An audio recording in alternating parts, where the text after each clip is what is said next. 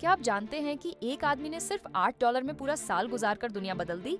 Henry David Thoreau ने Walden pond पर एक छोटा सा घर बनाया। वो साबित करना चाहता था कि खुशी चीजों के ढेर से नहीं आती। 2 साल तक वो अपना खाना खुद उगाता रहा, सादगी में संतुष्टि पाता रहा। लेकिन उसका सबसे बड़ा विद्रोह शहर में हुआ। जब सरकार ने गुलामी और युद्ध के लिए टैक्स मांगा तो थोरो ने मना कर दिया। एक रात जेल में बिताई।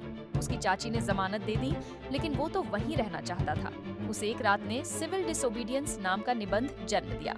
गांधी ने इसे भारत की आजादी के दौरान पढ़ा। मार्टिन लूथर किंग ने इससे प्रेरणा ली।